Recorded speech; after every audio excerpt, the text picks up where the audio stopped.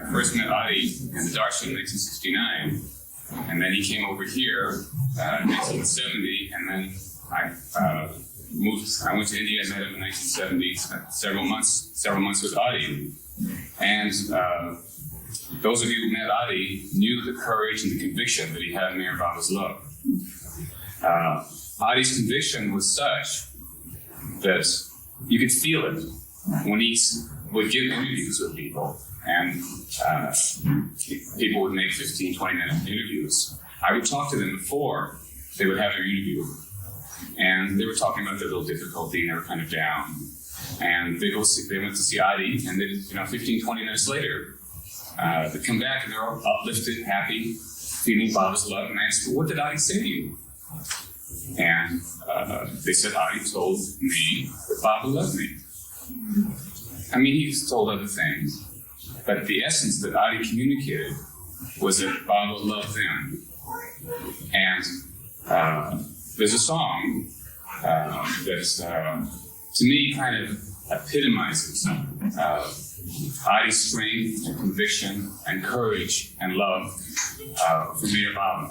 And there's a chorus that goes like this: Meher Baba, Jai, Jai. So when we get to that, please join in, okay? Okay. Okay.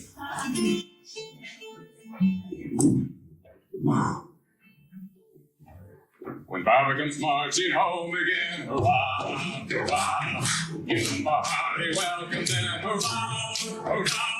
The men will cheer, the boys will shout, the ladies will hold, hurrah. We'll all feel great when Baba comes marching home. Meher Baba, Jai, Jai. Meher Baba, Jai, Jai. Meher Baba, Meher Baba, Meher Baba, Meher Baba. Jai, Jai, Jai, Meher Baba, Jai.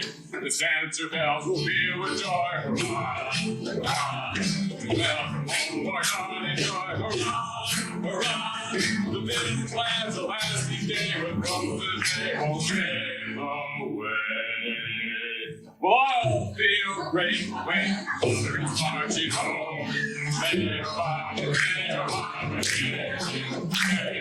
Meher Baba, Meher Baba, Jai, Jai. Meher Baba, Meher Baba, Meher Baba, Meher Baba. Jai, Jai, Jai, Meher Baba, Jai. Get ready for the Jubilee, hurrah, hurrah. Give the hero three times to hurrah, hurrah. The Lord is ready to place upon his lovely throne. We'll all feel great when Baba is marching home. Meher Baba, Meher Baba, Jai, Jai. Meher Baba, Meher Baba, Jai, Jai. Meher Baba, Meher Baba, Meher Baba, Meher Baba. Jai, Jai, Jai. Meher Baba, Jai, Jai. Meher Baba, Meher Baba, Jai. Everybody, Meher Baba, Meher Baba, Jai, Jai. Meher Baba, Meher Baba, Meher Baba, Meher Baba. Jai, Jai, Jai, Meher Baba, Jai. Meher Baba, Avasar, Meher Baba, Jai.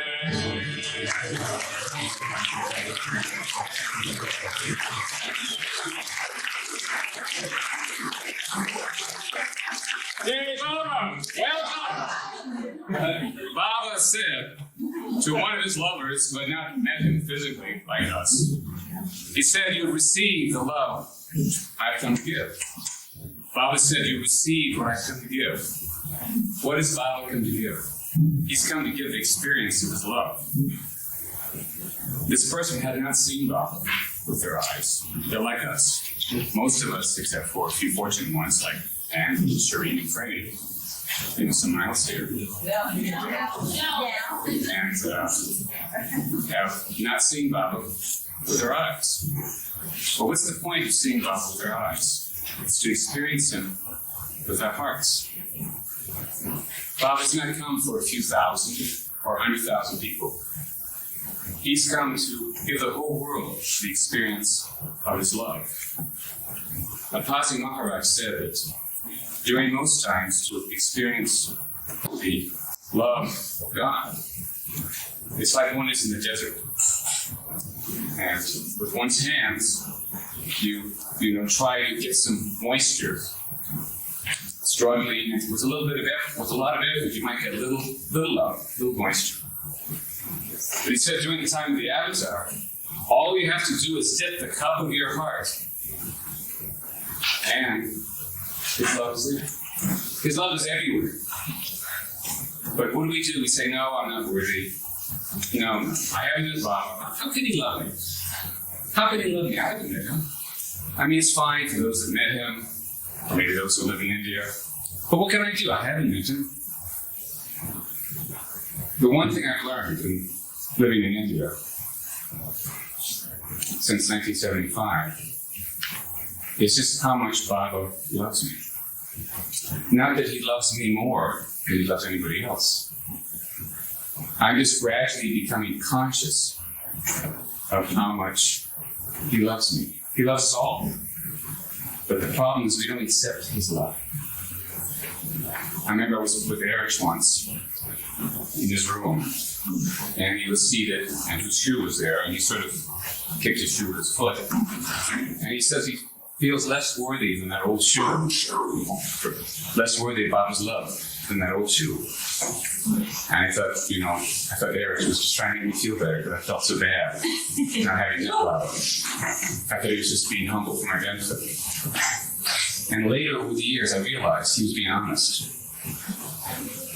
The closer someone is to Baba, the more they're aware of their unworthiness in relationship to Baba.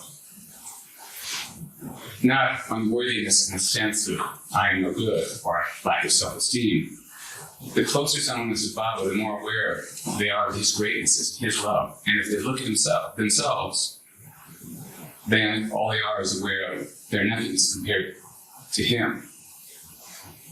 I remember one time I was seated in Baba's samadhi in those days, before Charlie painted the inside of the tomb, and we can't sit on the side anymore because the walls will get spoiled. Thank you. That was good work, Charlie.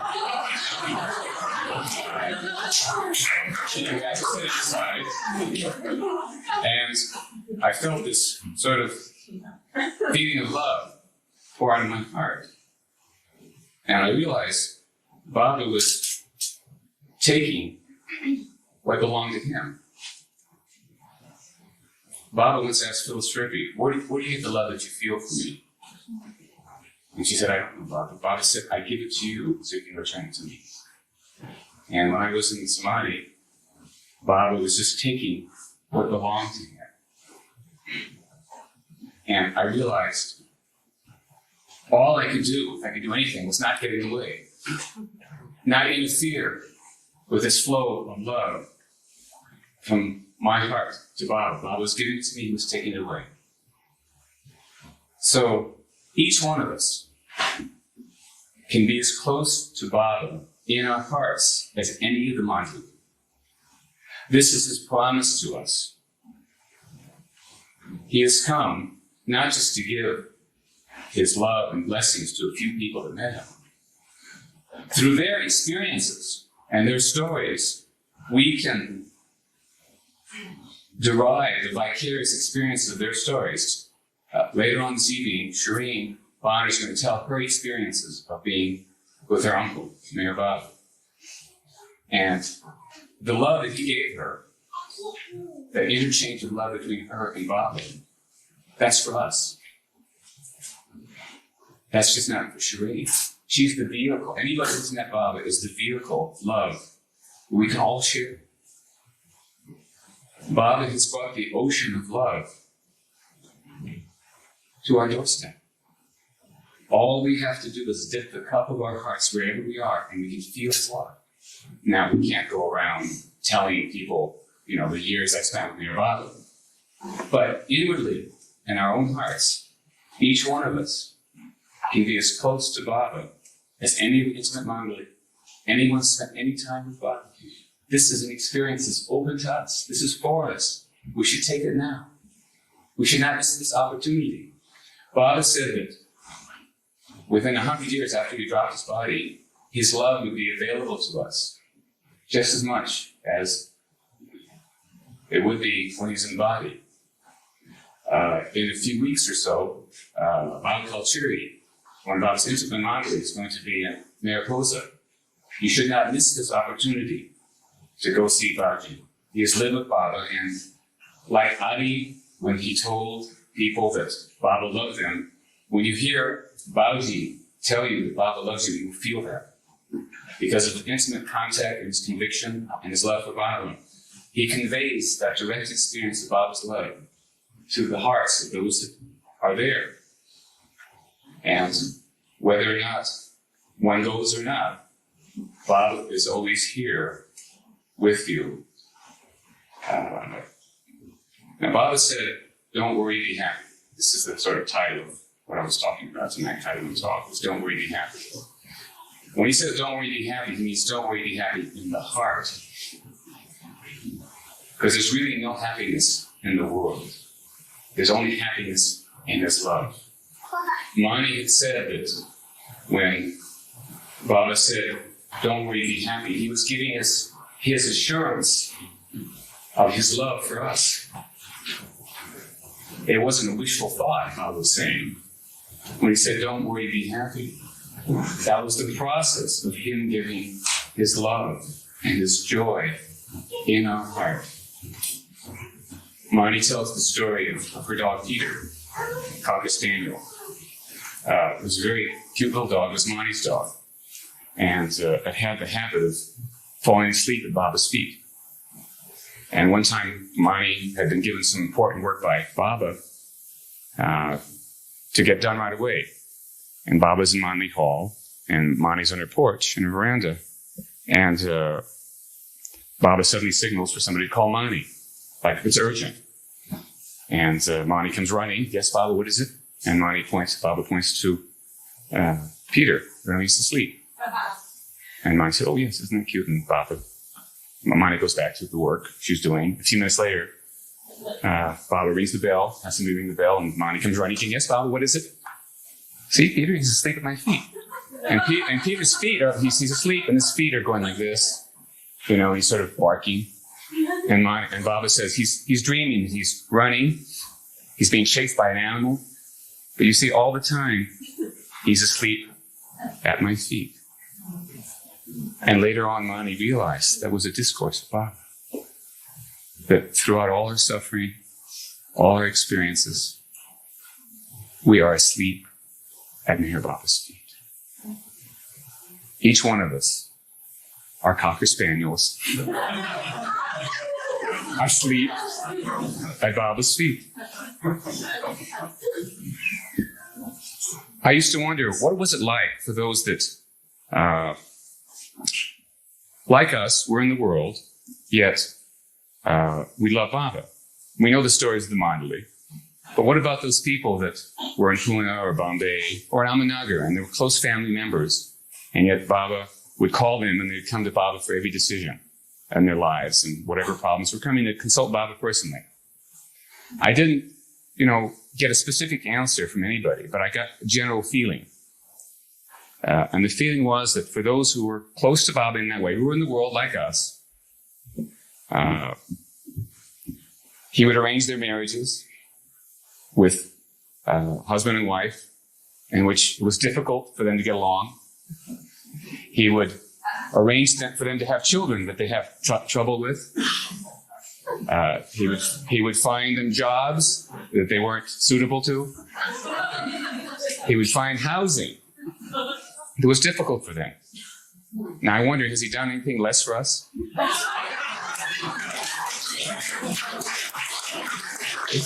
Is there anybody here who Baba does not love enough? Is there anybody? Is there anybody who Baba's forgotten?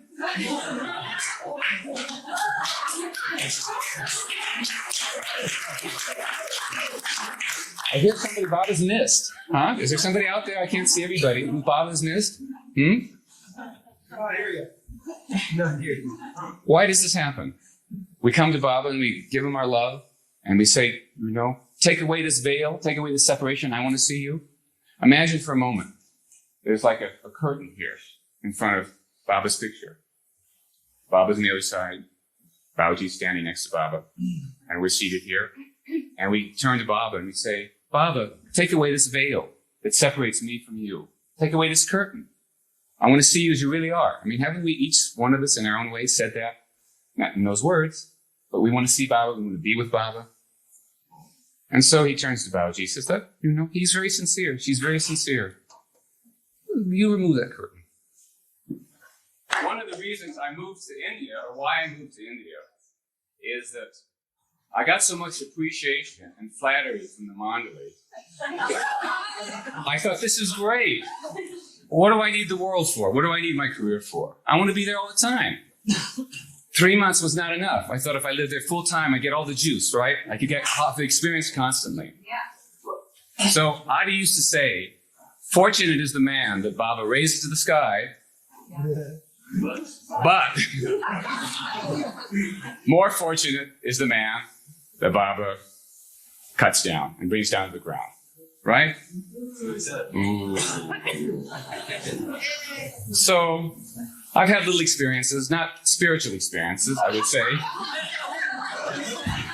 I've had some experiences just to let you know how much Baba loves me. I'll tell you one of the experiences. Okay? In fact, one of them, I've come to the Sahavas here in 1992, and actually this is not the first time I was invited. I was actually invited in the mid-'80s. I had been wanting to come to California to see my family for some time and wanted to come to one of the Sahavas programs. And it was my birthday. And as I recall, I came to the office, and Bao had been invited to come to the Sahavas, but he was busy with the trust work. I mean, it's amazing now he could leave with all the work he has to do for the trust. But anyway, he was busy with the trust work and he couldn't come. So I arrived in my office one day, and I got this telegram on my desk waiting for me. And it was from Chris Pearson. Chris, are you out there? You remember this cable? Christine, sorry.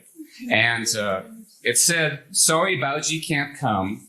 By phone vote, you're invited to the Sahavas program. We are thrilled. And I looked at that telegram, and I couldn't believe it. All my wishes come true. I was going to be able to go to California, see all my friends.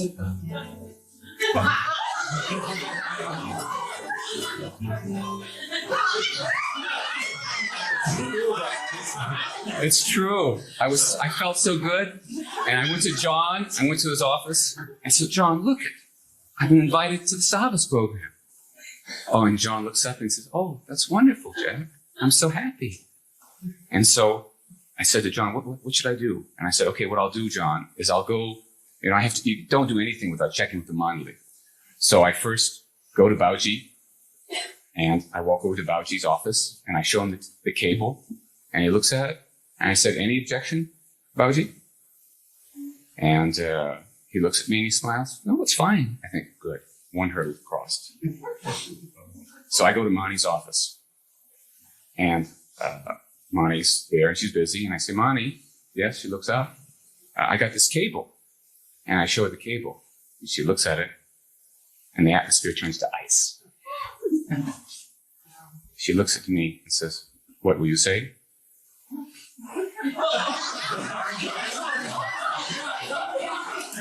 What will you talk about? I hadn't thought of that, actually.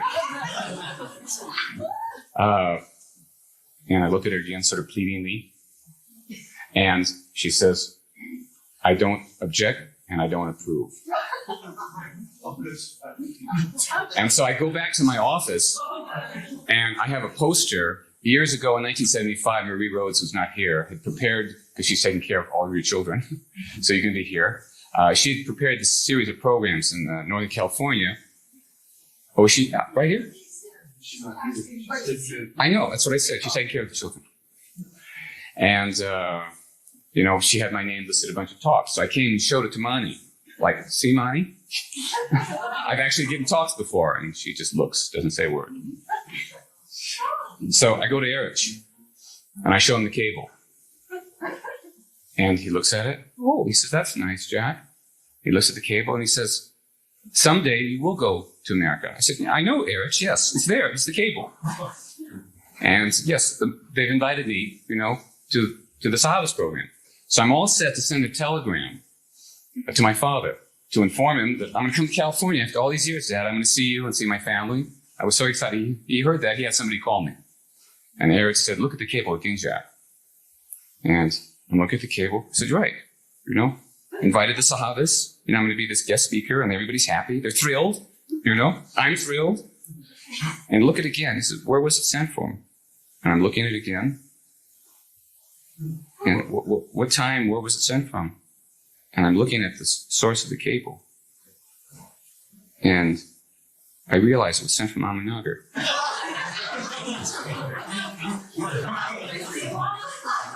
And I turned to Erich and I say, it's a joke. My balloon had all been filled. I go to John, who's nearby, pleading. And John, don't tell me it's not a joke, is it, John? He says, yes, Jack. And I find out what had happened. And then I say, Kleiner and Brown did it to me again. And apparently, Gary Kleiner and Ralph Brown knew it was my birthday the next day, and they were going to Pune.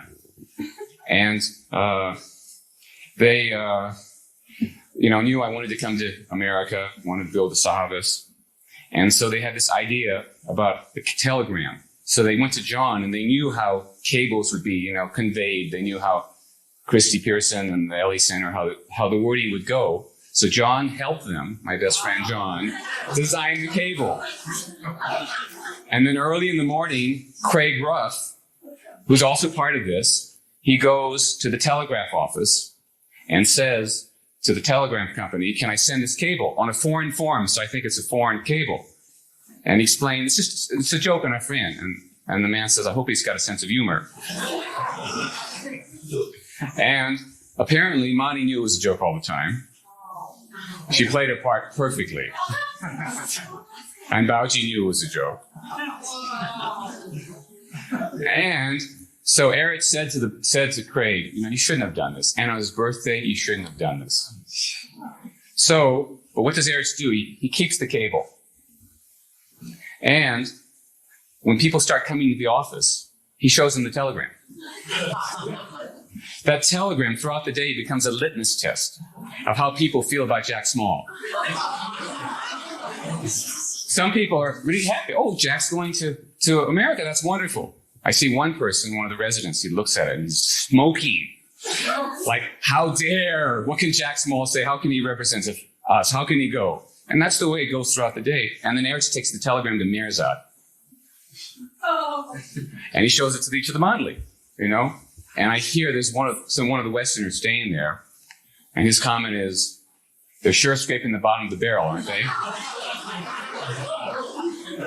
So that was my first visit, my first invitation to all of you. And then, as I was planning this trip, I got a message in the phone that this Sahavas might be canceled. Again, because of lack of attendance. Then there's the earthquake and the riots. But here we are, right? We made it, didn't we? Right? Hey, Baba! I had an interchange, to put it mildly, with one of the residents in the trust office. This person flew up in anger, really was upset with me. And that kind of rattled my morning. This is before the Mandali came. And so when Mani comes into the office, thank you. So sweet, thank you. When Mani comes into the office, first thing she does is turns to this particular person. And she's very excited. She says, look what I found. I found this glass negative of Baba. Now, the original photos, the older photos in the past were not in film, they were in glass. So she found a photograph that was like no one had ever seen before. They didn't even know existed, and going through their archives. And it was a very exciting morning. Unfortunately, there was a little kind of crack through the photo, but she was talking to this particular person about how to get it repaired, and they felt they could get it repaired and it wouldn't, prevent us enjoying the photo. And that was the morning's activities. And we were all thinking about this photograph, looking forward to when we could see exactly what photo Bob it was. So later that morning, this was on a Thursday. Usually I go to Meherzad on Thursdays, except if I have some work with Mani. And so I had this work with Mani to go over some contracts. And the contracts were in front of Mani's desk. She was looking at these contracts. And she was kind of correcting my English, which she does often. I'm so fortunate to have the chairman, Sister of the Lord, proofread my papers.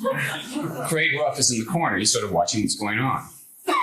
And as Mani's trying to see and make the corrections, he's trying to understand what's going on. And I lean forward and put my hand on her desk. And I do, sort of support myself. I feel this crack under my hand.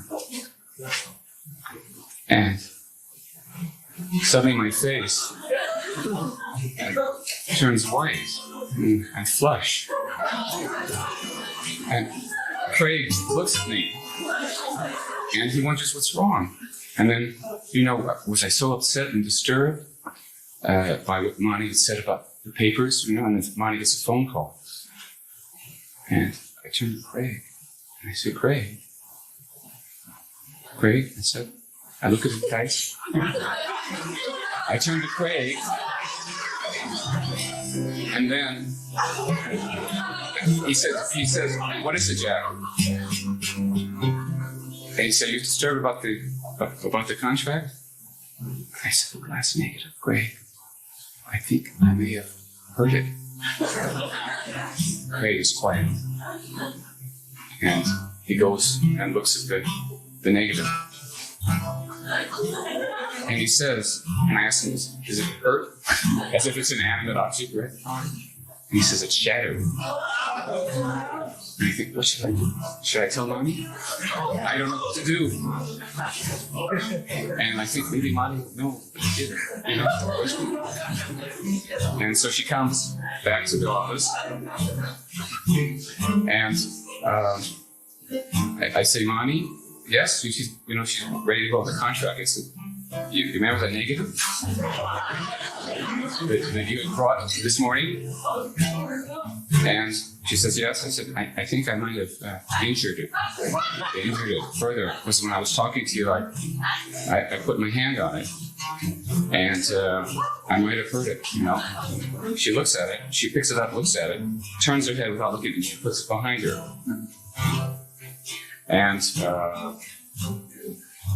then I finish the contract and I tell her I'm going to Meherzad, and she doesn't look at me. I assume she's so angry and so upset she just can't look me in the face. So I go to Meherzad and I have this I'm imagining that Mani and this other person are just tearing me apart. I'm totally being ripped to shreds, It's like I must have destroyed, the most precious photo of Baba that ever existed. And I have some other negative interchange with one of the other residents. I go to Meherzad and I see this person, and she's ready to confront me again. I'm so mellow. I said, yes. I'm so surrendered to Baba. And I go to Baba's room, and I'm just totally broken. And unfortunately, I have an appointment to see Mani to talk about the contract on Saturday. And I'm actually afraid to go to Meherzad. This has never happened. I love Meherzad. And I'm afraid to go to Meherzad. And so Thursday night, Friday, I'm worried, thinking about this. And so I go to Meherzad. And I can't believe it. She's so sweet to me. She's so nice to me. She had not discussed anything with this person. Or said any. I had asked Craig, did she say anything about it? No discussion. And it's another example of how much Baba loves me and how I worried and I fretted, I was concerned, and I know that he loves me. Steve, Chris Pearson, Adi, and myself are going to Hyderabad. And to get to Hyderabad, you go there by train. And the way you get to train is you meet at a place called Monmouth. And at this place, Monmouth, the problem is the train originates from Bombay, then goes to Hyderabad. You're supposed to catch it in Monmouth, and sometimes the seats are taken even though you've got a reservation. Is that clear? So, to try to get us reservations in advance, Steve and I go to Bombay because we have some other work to do, and Adi and Chris leave from Ahmednagar and we're to meet in Monmouth. And it was Adi and Chris take another train, get off, meet Steve and I on that Bombay to Hyderabad Express. Right, Steve? Right. Okay. So, we're in Bombay, we leave around noon. And I asked the conductor, what time do we get to Monmouth? He says 7:30. Fine. No problem. So Steve and I are in the train and we're repacking our luggage, doing a bunch of stuff. And we're enjoying, thinking about how to join us, thinking about what we're going to do. Hi, I'm sorry. Have I displeased you again? Please, Caroline. Thank you. I'm sorry. I want to make her happy. That young lady's got to be happy. Okay, I have to speak into this better. Okay. So, it's around, say 5:30, 6 o'clock, and we're talking about soon, around 7:30, we're going to see Adi. And we think we might as well get our things straightened out, And Adi's saying to me, Steve is saying to me, Jack, someday because you live with Adi, people are going to, really appreciate the stories you have to tell. People will respect you. And I say, Steve, I shouldn't think like that. Please don't talk like that because, I should be grateful. We should think about Baba. We shouldn't think about, feeling good, or my ego shouldn't be inflated. And Steve says, but really, you're going to spend all these years with Adi, people are going to respect you and appreciate you. And I said, no, they're only going to remember me and Baba. I'm just like the postman delivering a message, that's all. And Steve goes on and on. And after a while, I start thinking, actually, Steve, you're right. Well, it's true. Only Baba's important. It's true. I didn't spend all this time with Adi and the Mandali, Yeah, I'm feeling pretty good, And soon we're going to meet Adi. And then I said, we've been at the stop a long time. I wonder where we are. It's 6:30, and we've been here for 20 minutes. And why are we here so long? Is it me or you that opens the door? Steve? You open the door. I open the door. So, I open the door. I saw your face. And I open the door, and I see Adi. I'm stunned. He and Chris Pearson, the train, we arrived at 6 o'clock, and it's 7:30. He and Steve were walking back. He and Chris were walking back, waiting for us, looking for us. Our job was to, the moment the train got there in Manad, was to open the door and look for them. That's why we would come. Adi saw me. He was so furious, angry. I couldn't believe it.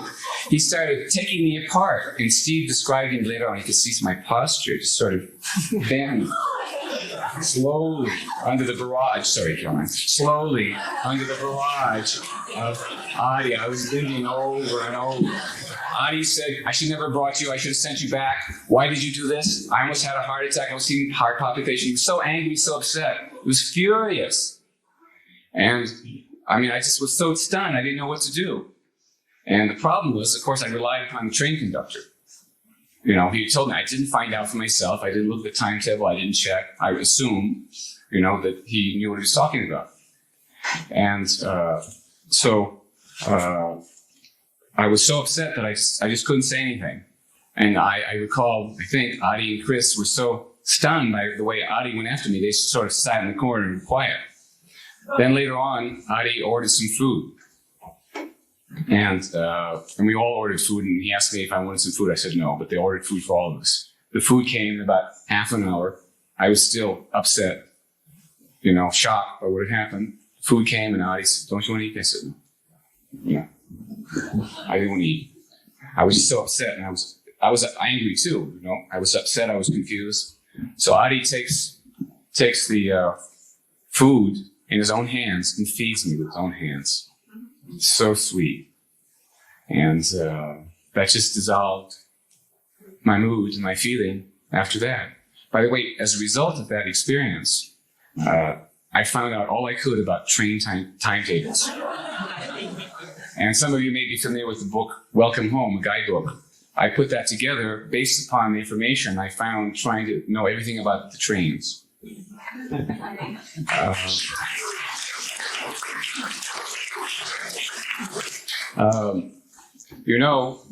Thinking of Adi passing away and some of the other Mandali passing away reminds me of my experience after Adi passed away. I remember, how are we doing, Georgia? 15 minutes or more. Okay, thank you, dear. We were, after the shock of Adi passed away in 1980. He was on a tour, Steve Barry and Robert Dreyfuss and myself were with Adi. This was in Guntur, March 4th. And it's interesting that some weeks before this happened, before he passed away, I had run out of questions to ask Adi. And I don't remember if he said something to the effect that he said everything he could to me, or I felt that. But I remember feeling that, I just had no more questions. I got questions now. I wish Adi were here now. So after this shock of Adi passing away, I would start to think of him. And the more I thought of Adi, thought of times with Adi, the more I thought about Meher Baba.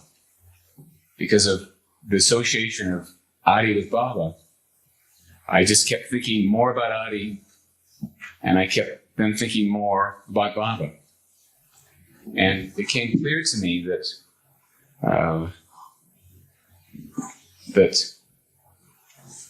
my external relationship with Adi had turned into an internal relationship with Baba. And all the time I thought it had been Adi who had been helping me, guiding me, training me, and it had been Baba. And suddenly, the things that he would say to me, I'd feel inside. And I remember, I think a year later, Padre passed away, and Heather Nadell was seated in front of Padre's room, which became Bob Street's office and room. And she was asking people questions of, experiences with Padre, trying to find out what, little anecdotes to include in the newsletter about Padre. And I asked her if she wanted to hear my experience of Adi passing away, and she said yes, and I told her the story. And she said that it reminded her of this, they have a kitchen, they call the Savage's Kitchen, and the building material had come from an older, smaller kitchen near Alan Wagner's house.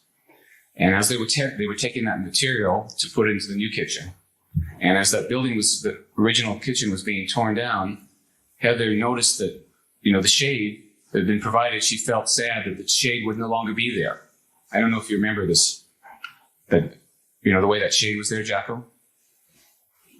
And she thought, well, the shade will be gone once they take the roof of the building down. So later on, she happened to pass the same spot, and the roof was gone, and the shade was still there. It had been provided for by another tree, by a tree in the background, that she hadn't realized was providing the shade. And so it's natural for us to think that the Mandali, who we hear the experiences of Baba from, are the source of light and truth, and when they're gone, we can't experience that. But on the contrary, it's Baba through them. So what we have to do, Adi said, we have to take Baba, what we hear about him, through our minds, process it through our hearts, and then change our lives as coming from Baba. Then we'll feel his love. He said that take every situation that you find yourself in as coming from me, that it's my love for you.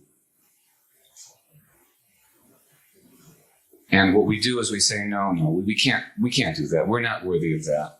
We can't, it's only those people who live with Baba or with Baba can really lead a life that pleases him, that is with him.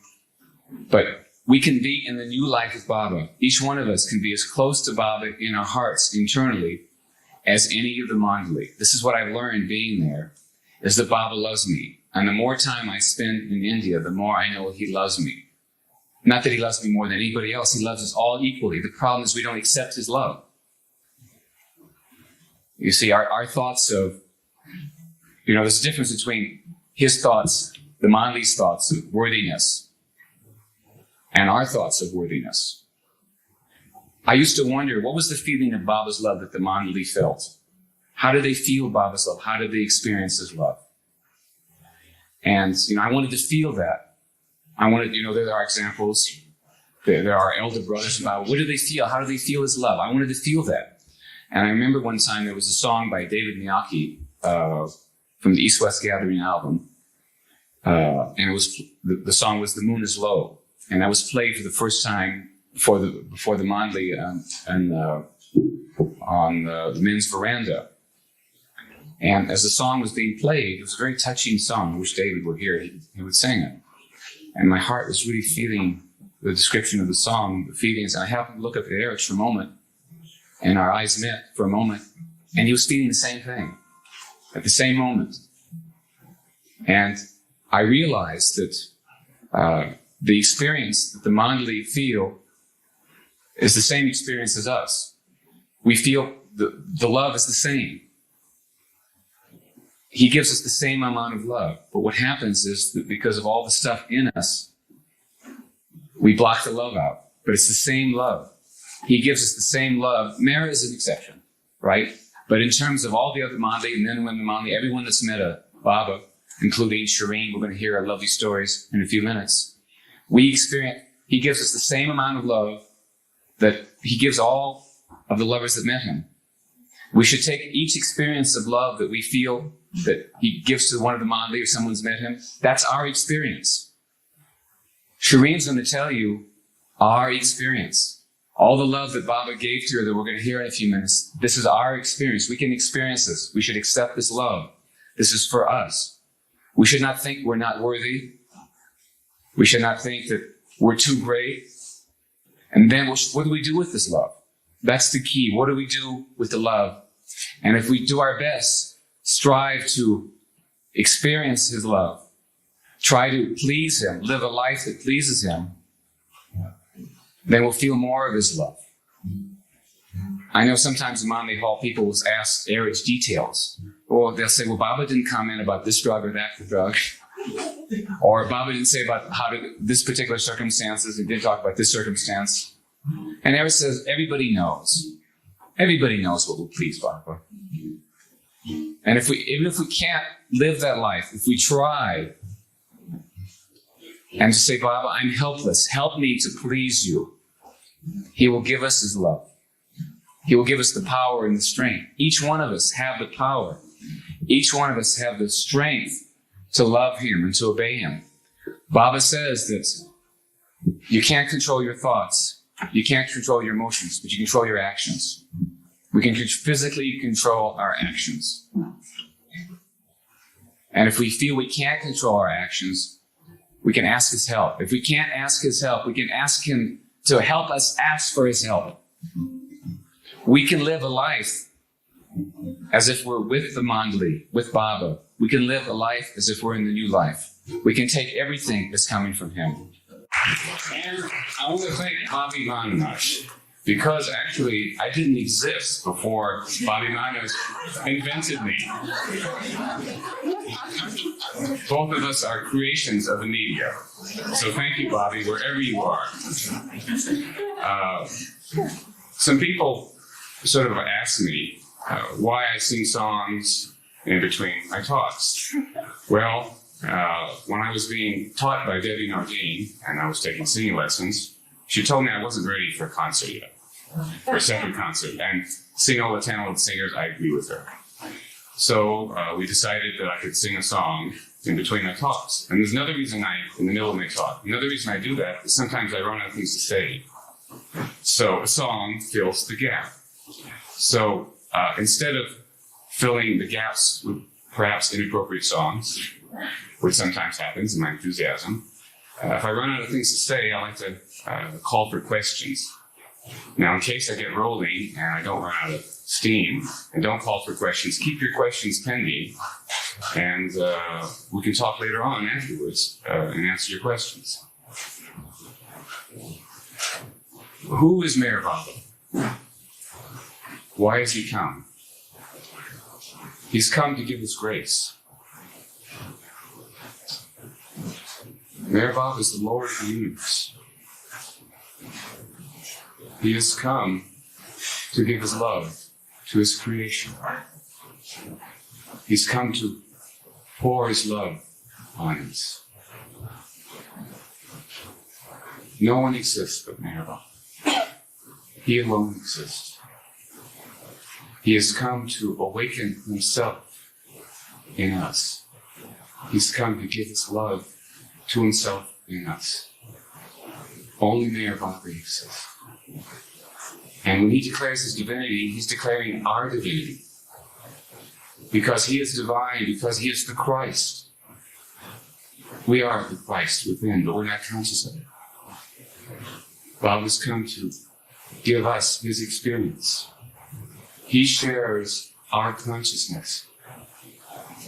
And he's come to, and he invites us to share his consciousness. This is all a dream. This is all his love. Speaking of dreams, I had a dream once. And in this dream, I was surrounded somewhat like this. In fact, suddenly, this is very reminiscent of the dream. And I was surrounded like a semicircle like this, with all my friends, my not-so-friends, my relatives, everybody I knew in the past, somehow people I would know in the future, and they were all there, like this. And each one bent down, and they removed their face as if it was a mask. And underneath the mask was Baba's face. Wow. Wow. Baba's smiling face, loving face, and each person. And the look he was looking at me with, he didn't say anything, because it was he and all these people, and all these children, adults, women, old men, everybody in my life, everybody in the future, everybody. And it was intermission during a play. And he was asking me, through his look, through all these people, how did I like the play? How did I like it? He was like keen, interested to know that I really enjoyed the play that was going on. I recall being disappointed that it was only intermission, that the play wasn't over with. And I've told the story a number of times to my friends, and I realized that the play will be over with when I remove my Jack Small mask. And each one of us have to remove the mask of our full self. How to love Baba? Let him love us. He is the ocean of love. He's come to pour our grace. Kitty Davy once said that Baba told her that we would experience his love more after he dropped the body. Kitty said that we will experience his love to the degree we allow ourselves to experience his love. Baba is constantly pulling at us. We're constantly resisting his love. He wants to give us his love. He is the Lord of the universe. He has come to give us his love. No one is closer to Baba than anyone else. We're all equal distant from Baba in our hearts. It's only our thinking. We think we are far from Baba. We think we haven't met him, that we haven't lived with him. That's why we think we're apart from him. That's why we don't feel his love. It's not that he's not giving it to us. We're holding back. He loves us. He wants us to let go and give us his love. And all the calamities of the world that seem to call upon us, they're nothing more than his grace.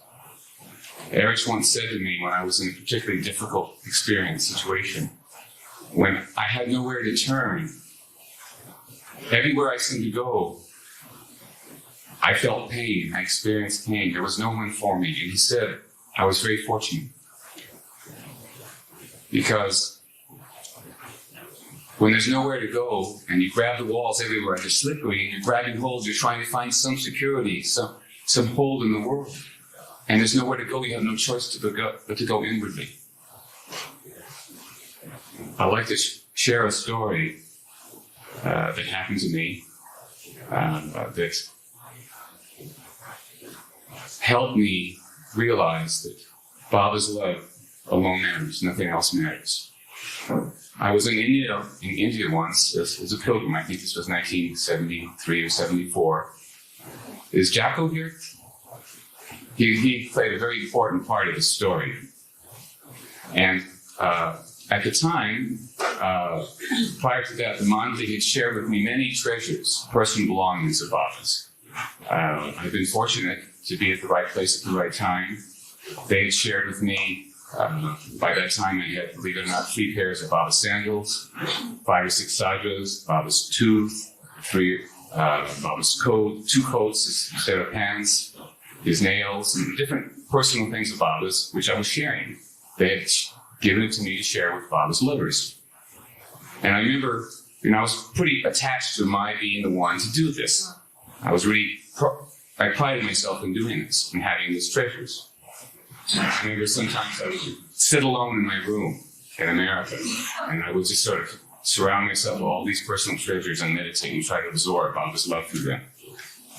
And so I remember Mani was talking to Jacko about a curl of hair, a big curl of hair, I guess a pigtail, something like that, Baba's hair. And he was giving her advice on what could be done to preserve it. After Jacko left the conversation with Mani, I said to Mani, Mani, I already studied this. And I reminded her of the different things that the other people, other Mani had given me, and I think I could do a better job. I could take care of this better than Jacko. I mean, he loves Baba, he's very dedicated, but I think I could do a better job. And so Mani said, fine. So she gave this to me. I put it away very carefully, along with other treasures that I took back to the West. So my plan was to have it encased in solid plastic. And so when I got to the West, I was there for a month or 2. One morning, maybe 3 or 4 months, about 2 a.m. in the morning, I suddenly woke up. And I said to myself, where's that curl of Baba's hair? And I started looking throughout all my things in my apartment. I couldn't find it. I said, it must be here. Where could it be? Suddenly, just in the middle of the night, I just woke up. Where's Baba's hair that the mom had given me? And I couldn't find it. I had not loaned it to anybody because I had to put it in this case. And I started thinking, where could this be? You see, my dilemma was I had to return it the next year on my next trip to India. Nothing else that the Mandali had given me did I have to account for. I didn't sleep all night long. I tried to figure out where is this hair? I called friends that I could have loaned it to, but I knew I didn't loan it to anybody. I called the airline. 3 months later, describing the little plastic box, where it could have been, and lost and found, and there was no such thing. There was a Baba lover who was going to India right away, and I had stayed in Nergis's apartment. She had this little flat in Bombay where Baba lovers used to stay, and I asked her, I had kept my things under the bed, so I asked her to go look under the bed 3 months later, and I was, please phone me, collect if you found it. And I started to get very nervous. Thank you. And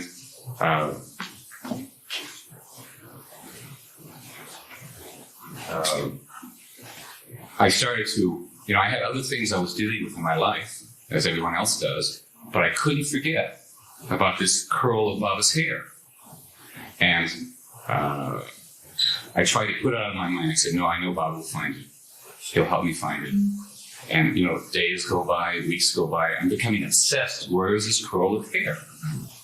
And I called Phyllis, And she guides me to a psychic. This is how desperate I am to try to find this. And I'm saying, I try to describe it, and she says it's in sort of a dark place, very vague, could be anything. I go to somebody that does tarot cards, to try to get help. I'm getting very anxious about this, and I'm trying to put this out of my mind.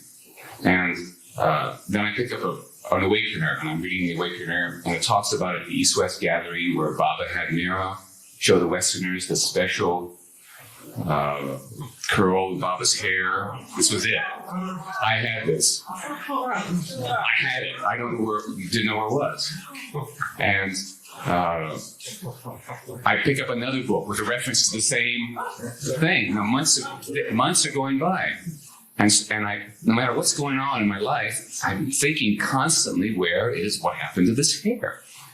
And I imagine going back to India, facing the Mandali. Now here I was involved with Meher Prasad, Meher Laher, I had all these treasures, I had all this Baba work. And I was really proud of having this, Here I had Baba, look at all the things that he trusted me with. And I get to see it, that all dissolve. Like I felt I would go before the Mandali and I'd be court-martialed. I could just see, all these Baba projects that I've been working for years on being taken away. I imagine, because this has happened in Baba's time. Baba at certain times has cut somebody off for their own well-being and sent telegrams to all his lovers to have nothing to do with this person. So I imagine cables going out to all of Baba's lovers, have nothing to do with Jack Small. Everything I had built up, my whole value system in terms of all the outward Baba projects, everything I was doing was dissolving before me. And time was going by. I didn't want to go to India again, but I had all these plans to go to India. And, months were going by. I was getting closer. And I was finally at the bottom of this, at the bottom of despair. And, I imagine all these horrible things happening, and then I realized at the bottom of this, in spite of everything, Baba loved me. His grace was there. His love was there. Nothing else mattered. Let that all be gone. Let me be cut off from the Baba world. Let me be ostracized forever. All the things I valued, I had Meher Baba. And then one day in my office, I had a file cabinet there. I go to the file cabinet, and I'm looking for something. It's a cabinet where I'm storing things. I stand up, pull out the file cabinet, and in the back is the plastic container holding the ponytail of Baba's hair. And I was so empty by that time. Nothing else mattered. And I knew I had Baba. I knew I had his grace. Jai Baba. Jai Baba. Jai Baba. Avatar Meher Baba Ki Jai. There's a little story I'd like to share. Last night, Bobby Manoj showed us the pool of love in Meherabad. Well, there's a pool of love in our hearts. I heard this story in Mandali Hall, and there was this woman who had come to see Baba in the West. And Baba looked at her through an interpreter, perhaps Adi, and he said, "Come closer. I love you. Come close." And she was hesitant, and she didn't want to come close to Baba. And she said, "I'm such a wicked person. I'm such a bad person." "No, Baba." Baba tells her, quote, "Come, I am the ocean. Nothing can pollute me. Come closer and remember one thing, that I have already given you a pool of fresh love. So whenever you feel weak, or that frailties that are there to assault you, dip in that ocean, the little pool of fresh love I have given you. Emerge afresh. Don't think that I am not approachable. I have come in your midst so that you can approach me. When I am in your presence, I make myself approachable. Baba is the ocean of love. The pool of love that he's given to us is in our hearts. That pool of love is available whenever we turn our attention. All we have to look down is deep into our hearts, and his love is there. You may think, well, I haven't met Meher Baba. I haven't been to India, perhaps. I haven't lived with the Mandali. How can I get close to Baba? This was something that plagued me for years. I asked Bill LePage, who you know, all know, met Meher Baba, and I asked him, what was it like when you met Baba? And he said, the same as when you felt Baba in your heart. And he's right. We may not have that memory of his arms around us, but the feeling that we feel when Gwendolyn said that first moment that we felt his love, that's his darshan. That's his grace. That's his amazing grace. That's the meeting of the heart. We have had his darshan. He loves us. There's a story that Sarosh, Lilu's late husband, tells. It was during, Baba was in Guru Prasad at the time, and two women had come to see Baba. He was not giving general darshan. And one woman from India had come, and one woman from the West had come. Neither one of these women had seen Baba. And it so happened that the time was arranged for them to be there at the same time. And so this one woman from India came, and you know, both women are sitting out in the outside foyer, and one is called in to see Baba. The woman from India is called to see Baba first. And a few minutes, maybe 15, 20 minutes go by, and the woman comes out, and you can see how aglow she is. She's just joyful, having had Baba's darshan for the first time. And this gets the other woman from the West, who had traveled this greater distance, this gets her very excited and just charged. You know, she's about to see Baba. And she's about to walk in, and then she hears a clap. And she's told to wait a moment. Erich goes in to see Baba. And a moment later, a message comes out to the woman, and Erich says, Baba wants to know, do you love him? She said, yes. He said, will you obey me? Oh, yes, I'll obey Baba. Baba wants you to go home.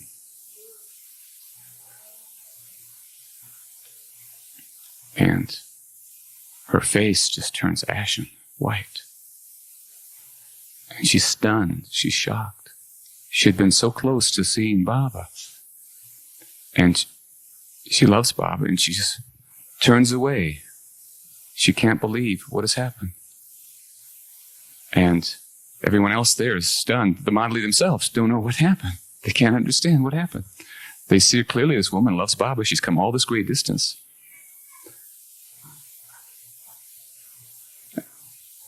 And Sarosh later on asked Baba, why did you do this? I mean, he had that relationship with Baba, intimate relationship, that he could question Baba. He said, you saw the first woman, and this other woman, you didn't see her? Why didn't you see her? It was so simple. She was right there.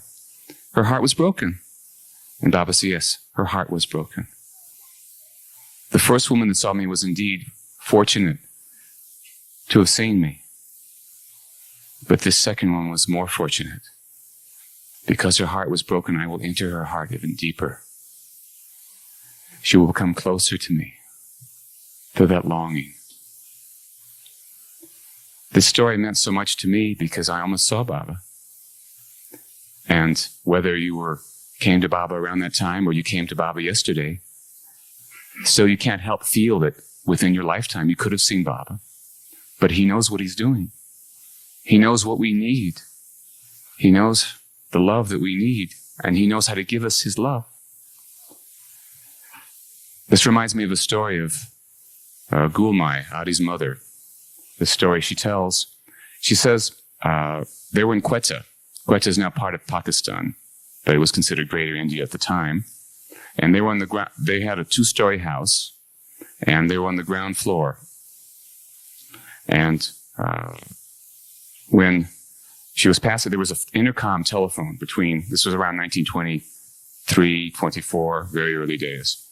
And she was walking past the phone, and it rang. She picked it up, and it was Baba on the other side talking to her. Baba was upstairs. He was still speaking. And he said, "Oh, Baba, it's you."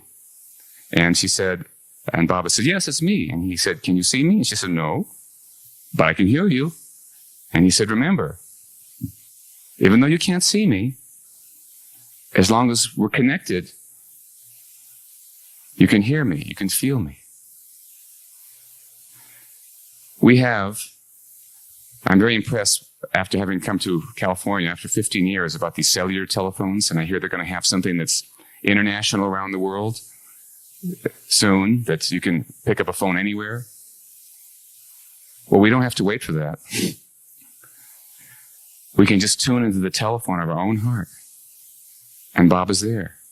All we have to do is call out to him. All we have to do is ask him for his love, and his love is there. But you see, we have to do our part. Our part is to turn within and say, "Baba, help me." If we're so desperate, if we can't reach him, if we can't even call out and find out where to look, ask his help to help find out. He is the Christ. He's the Lord of the universe. He's come to give us his love. Nothing matters but his love. And if we want nothing but his love, he will give us this experience of his love. Mani tells another story. She says that one time she was reading to Baba in Baba's room. Meher was there and the other Mandali were there. And as she was reading the story, it was a P.G. Wodehouse story that she had read to Baba before. And as she was reading it to Baba, slowly Baba, he was inclined, his eyes closed, and she could see that he was starting to fall asleep, and he was falling asleep. And she stopped, because it was a favorite part of, he had liked this particular phrase before, this particular paragraph before, and so she didn't want him to miss it. Baba immediately woke up, looked at her, and said, "Why aren't you reading?" Oh, and she said, "Oh, but I thought you were asleep." No, I was awake. Even though my body may be asleep, I was hearing. And she said, "Okay, Baba." So they start to read again, and a few minutes later again, Baba starts to apparently snooze, and she looks at the other women, Mandali, and they nod to each other. And she's convinced Baba's asleep now. They all look at each other, yes, so they should stop now, let Baba sleep. She stops, and she stops, Baba looks and says, "Why didn't you read? Why aren't you reading?" He says, I thought you were asleep, Baba." He says, "No, I was hearing." So she was very naughty. She says, "Well, what did I read to you, Baba?" And Baba repeats what she read. And word by word. And as she told the story later on, she realized it was discourse. That Baba may seemingly be asleep, but he's always listening. He's always hearing. He is always there. It's we who think he's asleep. It's we who are not paying attention. Baba wants us to be consciously aware of him at all times. He said that his love is everywhere. He's constantly giving his love, but we have to make an effort to be conscious of his love. We have to remember to think of his love as of his presence. We have to value his presence more than we do anything else. We have to value his grace. How do we get that grace? How do we get that presence? Don't we like to be around people that remember us? Don't we like to, anybody that flatters us and tells us good things about us and tells us how wonderful we are and praises us? We like to be around that person. We want more, don't we? Baba's the same way. If you tell him how wonderful he is, how much you love him, how beautiful he is, how happy you are with him, even when he seemingly gives you pain and suffering and gives you lemonade in your ice cream, if you thank him for everything if you take everything that's coming from him and praise him and appreciate him, his love will be in the middle of the pain. His love will be there. His presence will be there. He's just like us. He wants us to remember him and appreciate him just like we are with each other. If we can't find him, we can't experience his love, take it down to our human level. How do we experience love for each other? We start talking about the person, we start remembering the person, we repeat his name, and his love and his presence will be there. We have to invite him into our hearts. We have to welcome him. He's here. We have to invite him. We have to be happy and joyful when he comes. Jai Baba, thank you so much for that. Baba has said that he will teach us to move in the world, yet at all times be in inward communion with him as infinite being. He said he will teach us, show us how to move in the world, yet at all times be in inward communion with him as infinite being.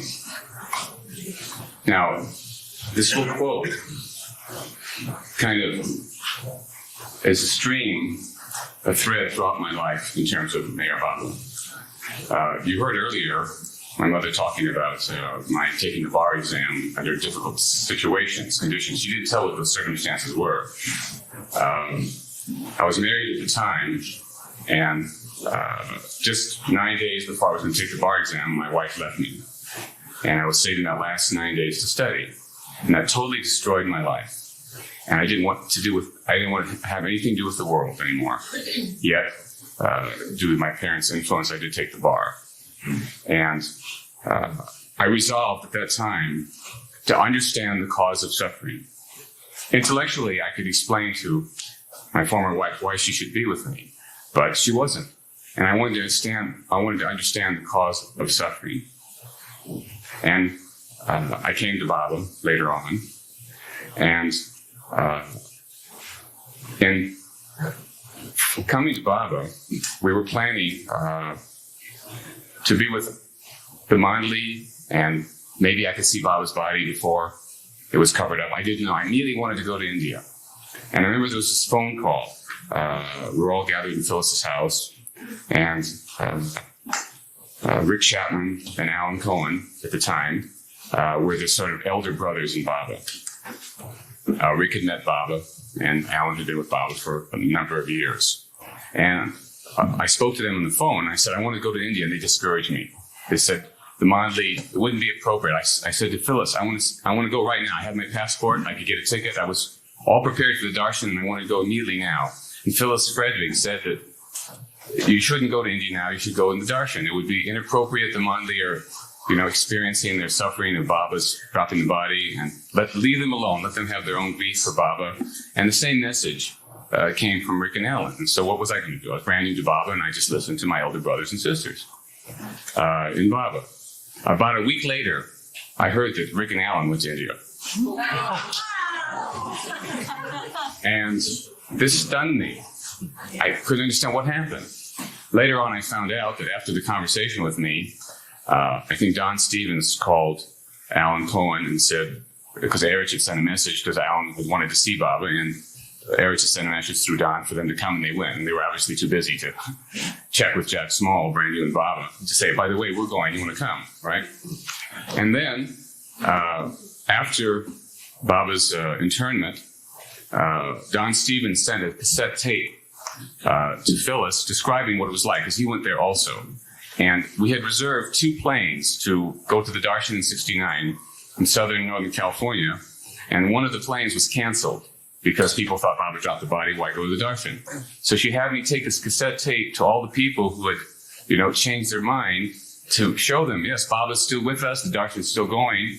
So I took this tape, and in this tape, Don Stevens described how touched the Mandali were when anybody from the West came, how much it meant to them, how, it was affirmation from Baba's Western family that they still loved him, even though Baba dropped the body, that they still remembered him.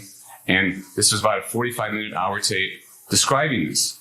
I played this dozens of times for different people. I went to Santa Barbara and different Baba lovers to hear this over and over again, how touched everybody was, the Mandali were to, the Westerners went, the few that went. And each time I heard it, it was like a knife in my heart because I wanted to do that. That's exactly what I wanted to do. And I learned a lesson. The lesson is if you feel the call in your heart from Baba, don't let anybody dissuade you. And then when I finally went to the darshan, many stories, another time about that, we were in Pune and we were seeing a movie of the interment of Meher Baba. And I saw in the film, of course, Alan and Rick. Then I saw the Luck brothers. I couldn't believe it. I didn't know they were in India. And what happened when Baba dropped the body, they immediately went to India. Everybody dissuaded them from going. Fred Ella dissuaded them. Different Baba lovers said, don't go now. Wait till the darshan time. They ignored everybody. They spent 3 months there in Ahmednagar with all this intimate time with the Mandali. And so, because I had missed meeting Baba, because I had missed the opportunity to go there, I made a resolve to spend as much time in India as possible. And I wasn't going to let anything get in the way. And so I made 4 trips to India for 2.5 months each time. And I resolved, if I couldn't meet Baba in the body, I was going to do the next best thing, which was move to India. Now, at the time, there wasn't a spiritual training program where you have 20 or 30 Westerners there. There was just a couple of people. There was Jacko Caracco and just a couple of other people there. So I went to India without an invitation for the Mandali. I just showed up. You can't do that now because you have to have a visa in advance. But at the time you could.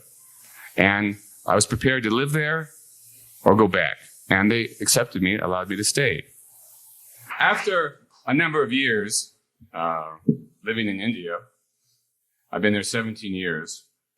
After, the excitement, the enthusiasm of, having been there, this has been my lifelong dream with Baba to move to India. Suddenly, I wondered, what now? I mean, what can I do externally? I've done everything I could up to that time. Then, gradually, I became aware that I really didn't have to move to India. I'd gone through a lot of effort, a lot of struggle.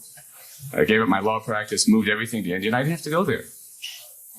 I only had to go from here to here. That's all I had to do was go into my own heart. I didn't have to go to India. I remember one time being on Meher's veranda, and she was telling the story. And as she was telling the story, she started to cry. And in the early days, Meher would weep a lot. And she said that one thing she regretted in her life, I was stunned. I couldn't believe Meher regretted anything. And she regretted that she didn't spend enough time with Meher Baba. I asked Bauji about this. And he said that no matter how much time he spent with Baba, it was not enough. Because he was still there. And he said, the closer you are to Baba, the more you want to be with Baba. And again, like last night, I want to remind everybody that you should not miss the opportunity with Bauji coming to Baustock in Mariposa. He may not come again. And we take Bao's frequent visits for granted. Well, Bao comes every now and then. But you don't know what the future holds. You should not miss this opportunity to have intimate Sahavas, company with somebody so dedicated who live with Meher Baba. You will get, when you visit Bauji in Mariposa, Baustock, you will experience the conviction, the love that he has from Baba. It comes through his very breath. But this is something, as we talked about last night, that's available to each one of us. Each one of us can have this experience of his love. It's offered to everyone. I asked Bauji once, why is it that sometimes I feel his love and sometimes I don't? And he said that perhaps the cup of your heart may be filled with his love. But what happens is the desire, the longing increases, the cup gets larger, and so the same amount of love may not satisfy you, and you want more, and it seems you're not feeling his presence, you're not feeling his love. Only your capacities increase, so you have to go back more and more. So this is the importance of coming to the Sahavas here, the importance of going to Myrtle Beach, the importance of spending time with Bauji, going to India if possible, because this will help increase the cup of our hearts till we are no more. After I had been in India for a number of years, and I told some of the experiences last night, showing how much Baba loved me by grinding me down, things got to such a point in my life in India that I felt there was nowhere to turn, no place to go. So I remember one time seated in my office at the trust office, and my relationships and my experience had so soured with the Mandali, with the other residents. Now, let me just recapitulate what happened. I moved to India because I was feeling so much love and appreciation from the Mandali, and I left the world, think I could get more of that. So gradually over the years, that seemed to have dissipated. That was gone. And I remember sitting in my office, I felt there was nobody I could relate to. The Westerners, the visitors, or the residents could talk to the Mandali about the most trivial things. I couldn't talk to them about things that mattered in my heart. I remember seated there, very despondent. And I felt Baba say to me, and the way he communicates to me, maybe many of you others have a similar experience, he communicates to me through my own thoughts. I'll get a thought, and he'll clothe his communication to me in my thoughts. I'll get a thought, and I know the source of the thought isn't me, it's him. And so I remember Baba saying to me, "Who have you come for, them or me? I am always here for you. Who have you come for, them or me? I am always here." And I realized at that moment how distorted my relationship with Baba and the Mandali had become. I was depending upon them for Baba's love. I was waiting, hoping for any little sign of affection or appreciation instead of depending upon Baba. Eretz tells this beautiful story of in Mandali Hall one time, Baba had a small group of his lovers there, and there was some music being played, and there were some families there, and there was this woman that had a baby. And I may have heard this story 100 times before I finally got the point. And now I'm able to tell it. I couldn't tell it before. And the atmosphere was just surcharged with this love. And there was this one woman with her baby there, and the baby was restless, and the baby wanted to move around and, play around, and the mother was embarrassed by the baby making movement, making noise. And Baba said, "Let the baby go. I too was a baby. I understand what it was like to want to move around. You couldn't move around." And so the baby was very happy, and he played around, went to different person. And then, everybody got involved with the atmosphere. Baba would stop the music and interpret and translate the music, and you could feel the atmosphere was surcharged with his love. And pretty soon, his mother forgot about the baby, and the baby was crawling towards the doorstep, the threshold, and was just about to crawl past the threshold and would have fallen. Baba clapped his hands and pointed to the mother, "Your child, get your child." Immediately the mother runs to get her baby, and the baby cries. The baby was thwarted, was stopped from doing what it wanted to do. And Baba said, "This is what I mean when I say my gaze, my nazir." Nazir, N-A-Z-A-R, means his gaze, his sight is on you all the time. I let you go your own way and have your own life. But if you're about to fall and hurt yourself, I'll rescue you, I'll grab you, and you think you're suffering, you're upset with me. Whereas it's really my grace. It's my love for you that's protecting you. And I understand that the suffering I experienced, not that people were out to get to me, but the suffering I experienced was because of my attachment, my need for that affection externally with the Mandali. Whereas I've come for who? For Baba. I had to transform my external longing to come to India to an internal longing for him. And I realized that if I longed for nothing but his name, if I longed for nothing but Baba, I would experience his love. And it's all these other longings, all these other attachments get in the way. If I could just long for him, he'll give us love. If we have a burning desire for his love, for nothing else, he will give his love, his grace. One time, Baba was with a group of his lovers, and he said to them that you've all been with me before. Consequently, we've been with each other. This is why we're so familiar with each other. I feel closer to my Baba brothers and sisters than I do my own family, because we've been with each other for so many years. And I remember when I first came to Baba, he seemed so familiar.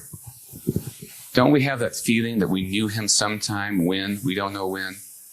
How we look at his smile and his clothes, and we can feel his touch, and we know we've been with him before. So after being with the Mandali, serving Adi for so many years, being ground down by the Mandali and life there in India, I was ready, I thought, for the biggest opportunity.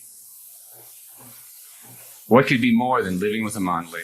What could be more than being ground down by everybody? I fell in love and got married.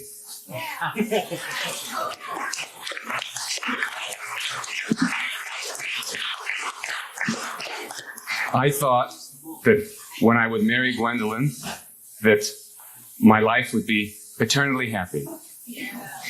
I could never understand how my friends, people I knew who loved Baba and loved each other, how they couldn't get along, why they had so many difficulties with each other. It bewildered me. Now I understand. I know what it's like. And that question that I had asked years ago, of what was the cause of suffering, now I was about to experience it. Before, you see, with the Mandali, I could always, no matter how bad it went, no matter what happened, I could go home and hide. I couldn't hide from myself anymore. I had this experience once in Baba's tomb. It was like the light of his love was shining on me, and it was very painful. I had to face all my desires, all my false self. And it was just a very painful experience. Well, in marriage, I discovered that I cannot escape. I appreciate my wife so much. I appreciate Gwendolyn so much because she does not let me get away with anything. And the experience I had in India with the Mandali up to that time was like big chips off the sculpture of my ego. This is the fine-tuning. Being married. And all of you who have been married or are married, I understand, I appreciate what it's like. And I'm grateful to Baba for this opportunity to remember him more. So Gwendolyn and I have been married now for almost 2 years. And she has 2 children from a former marriage, and they're in Seattle. And when we got married, I said to Gwendolyn, I said, you can go anytime you want to see your children. I'll just be here in India waiting for you. Right? And so for the first 2 years of our marriage, she was gone for 6 months. And I couldn't handle this anymore. I wanted to be with her. So to be with her meant I had to come here. Well, the Sahavas was very generous, inviting me to bring me from Seattle to Los Angeles. But the issue was how to get to Seattle. I had been to America 3 times since 1975. twice with Adi, in which the Baba lovers paid for Adi and my expenses, and then once Meher Prasad brought me for some Baba work. But to come here on my own was a whole different experience. I had not worked as a lawyer. I'm a member of the California Bar for 17 years. So I was preparing my resume because the Baba lovers weren't going to pay for me to join my wife in Seattle. And so I had to deal with all kinds of issues I had not faced. I was a member of the California Bar. I hadn't practiced for 17 years, and I was going to be basically in the state of Washington. So the opportunities to get a job were pretty difficult under those circumstances. And so I was dealing with all kinds of fear and sense of my self-worth, of being able to do this. Can I do this? You know, I was thinking, why do I have to do this? Simultaneously, in terms of could I do it? And I realized I was like, you know, one of the reasons I wanted to move to India was just not longing for Meher Baba. I just didn't want to deal with the world anymore. I didn't want to deal with the job. I didn't want to deal with the traffic. I didn't want to deal with the responsibilities of just living in the West. I thought I was going to India just for God, just for Baba. I was going to India because I didn't want to face the difficulties of life. I was escaping. Simultaneously, what I realized what was happening was I started to, you know, John Khan was preparing to go with Bauji to the West at the same time. In fact, we took the same train from Ahmednagar to Bombay together. And I was thinking, why do I have to do this? And I realized that over the years of living in India, I had developed sort of an arrogance, an elitism of, you know, I'm giving myself to Baba. I don't have to be in the world anymore. Why do I have to be here? I mean, why do I have to go? So I was dealing with both these issues in my life. And the worst part was how to get a job. You know, it's easy to deal with all these emotional issues. It isn't. But I mean, what do I do now? And the whole thing had come to a head on, I mean, I've been talking to the Mandali about this. I've been talking to Baba in his room, in the tomb, constantly thinking, how am I going to get a job? What am I going to do in the West? Why do I have to go there? All these things were coming up. Meanwhile, Gwendolyn was already in America. And yet I wanted to be with her. I thought about not going sometimes, but I just couldn't stand to be away from Gwendolyn anymore. And so the whole thing came to a head on February 12th, Duni. I gave the whole thing to Baba. So I didn't have to worry anymore. We sang that song already, I forgot. I didn't have to worry anymore.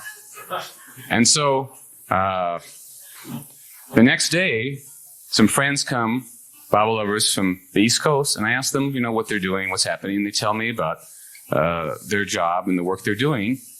And I immediately ask, is it something I can do? They say yes. And I'm very excited. I have a new career. It's not as a lawyer, but it's a new career. And I'm really excited about going to the West now. I tell Gwendolyn about it. I'm all set to go. Meantime, at the same time, I'm wondering, why do I have to go? Do I want to go? And I remember the last day Meherzad was open, I went to Baba's room in Meherzad, and I bowed down at his chair. I said, why do I have to do this? And John's, you know, about to go with Bauji. Why can't I be like John, like I used to be with Adi? Why do I have to go? Why do I have to work? It's all the wheels are set in motion in terms of my new career. And then suddenly I turn to Baba, and I feel him say to me, this is my work for you. This is my work for you. Not for all the Baba lovers, but for me, this is his work. And then when I felt that, I could be really enthusiastic. I could take the same enthusiasm I had for Baba's work, because prior to that time, to me, Baba's work was just going out, giving talks, putting up posters, that sort of thing, doing what I'm doing now. And as I've been here for almost 2 months, I really do feel and experience my new career, being in the world, is Baba's work for me. And I realize that everything, all of us being in the world, is Baba's work for us. Baba's work is not limited just to, you know, doing programs, giving talks. Marriage is Baba's work. Our job is Baba's work. Everything is Baba's work if we're doing it for him. And people wonder why I could be so enthusiastic about my career. It's because I feel this is Baba's work for me. And it goes back to what Baba said He said he would teach us to move in the world, yet at all times be in inward communion with him as infinite being. I left the world, spent 17 years in India, thought I was finished with the world. I have to learn to be in the world and feel his presence. It's not enough to feel his presence in the tomb or at gatherings of Sahavas. I'm not a balanced person. I'm still working on this. This is not done. I'm still learning to be able to be attentive, honest with my wife. I used to think, don't worry, be happy, meaning, oh, I'm happy all the time. I'm not feeling pain. I'm feeling good. And I'm learning, thanks to Gwendolyn, to express my feelings and be honest. And to realize, yeah, I have pain. It hurts.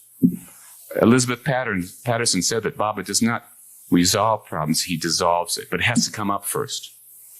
How can you know something? I asked Erich about this. And he said that, yes, it's true. I gathered from him that Baba said that you have to become conscious of these issues. I was talking to him about therapy and various, now I've gotten into all these psychological New Age books through Gwendolyn. And he gave me this beautiful analogy. He said, what happens when somebody dies and they happen to fall into a lake? What happens to the body? And I said, well, it's dead, it stays there. But eventually what happens? He said, eventually, well, it grows bigger, I guess. It bloats, and it floats to the top. And he says, that's what happens to all the dead bodies of all the past experiences within us. Automatically, everything will rise. And all these therapies and all these things are useful to help bring the unconscious, the dead bodies up. And so before we can be really free internally, before we can really be dedicated and one-pointed with the Baba, we have to know what we have to give to him. How can we surrender what we don't know? We have to be conscious to surrender to Baba. And I realize now, or I've at least got a handle on the direction to go.